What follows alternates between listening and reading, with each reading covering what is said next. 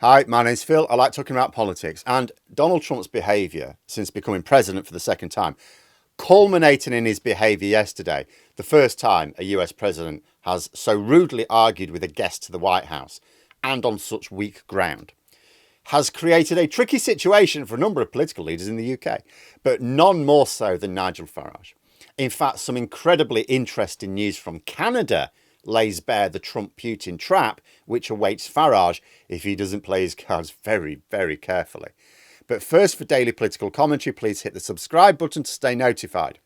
So I'm drawing on Canada a lot these days for political lessons in Britain, aren't I? In order to see the future of Reform UK. See, I've discussed in the past how in the 1990s in Canada, their Conservative Party suffered a monumental collapse one election. The Reform Party overtook them.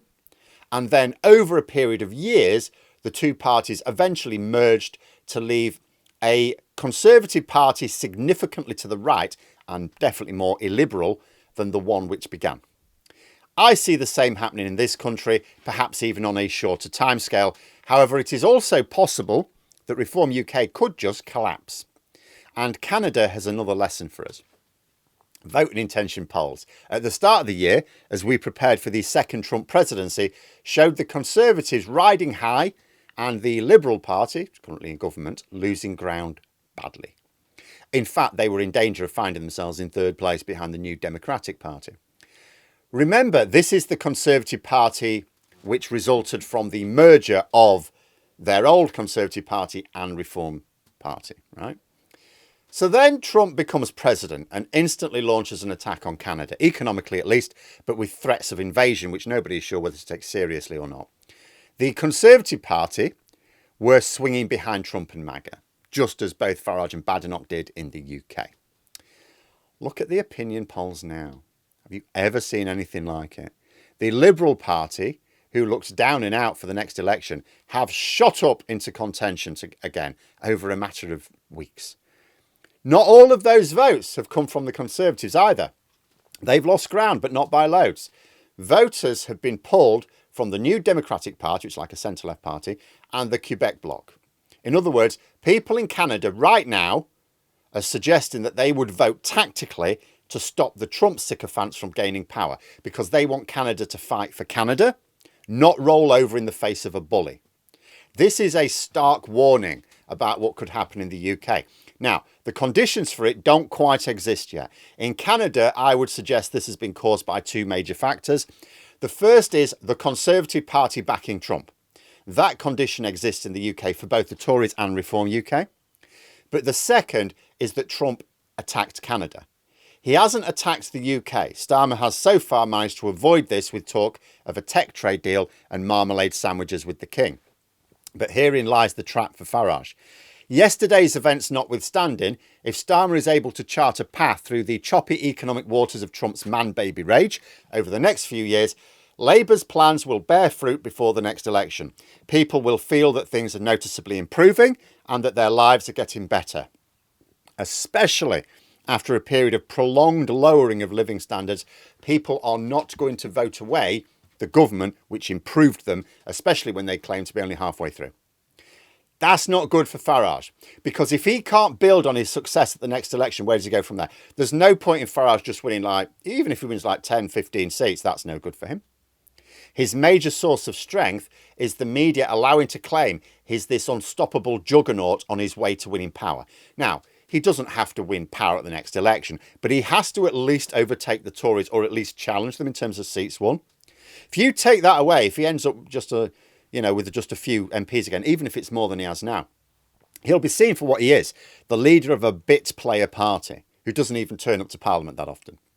Farage needs the UK economy to be battered. He needs to stop Labour's plans. He obviously can't arrange this himself, but he thought to utilise Trump.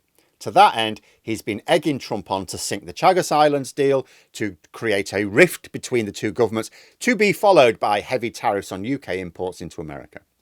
Ironically, this could actually cause us to have to move closer and quicker to Europe, but this was Farage's best chance at being able to claim that Labour hadn't worked out any better than the Tories. However, if he succeeds in this, if Trump does turn on the UK now, there's a big risk that what's just happened in Canada happens in the UK. especially as people in the UK are essentially on Ukraine's side, not impressed with Trump's support for Putin. Our Conservatives could also shift their ground, but Reform UK won't, because Farage is incapable. You could see his arsehole clenching last week when he had to contradict Trump about Zelensky being a dictator. That Canadian voting intention poll could easily be replicated in the UK, if those conditions exist, I think. But this is not the extent of Farage's troubles. Like, even if we are still able to manage Trump through what is now a major schism between America and Europe, there is still the issue of Putin. Because although Farage is less effusive in his public praise for Putin these days, although we have the videos from earlier, he nonetheless really struggles to criticise him and never attacks him. Farage bandies about Kremlin propaganda lines as readily as Trump. Labour and the SNP in the last week have already been taking advantage of this. The SNP's John Swinney this week held a press conference to urge cross-party support for the condemnation of Nigel Farage and his Putin toadying. At another press conference south of the border, Starmer was calling Farage out for fawning over Putin. Nigel Farage may be an important personality for Reform UK, but his refusal to focus on British politics also makes him a potential liability. He's unable to shift according to the mood of British voters where Trump or Putin are concerned.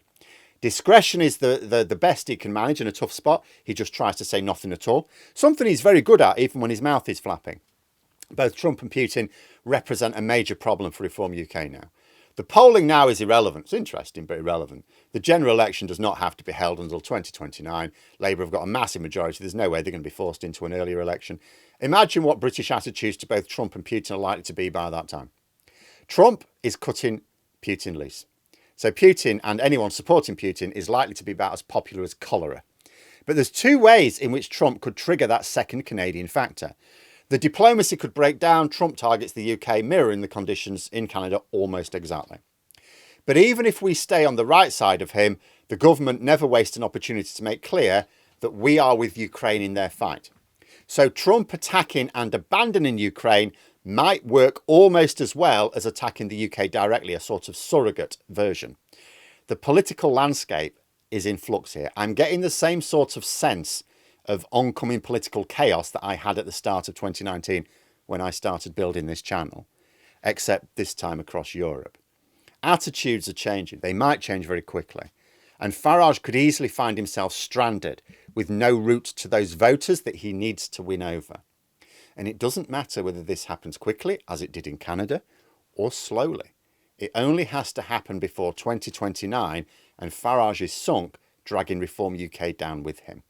And if the Conservatives cotton on before it's too late, they will only help to make that outcome more certain. But there we are. Those are my thoughts. Let me know yours in the comments below. If you've enjoyed the video, please click the like button and subscribe for further content. If you'd like to support the channel further, click the join button for memberships. Thanks for watching, and until next time, I'll see you later.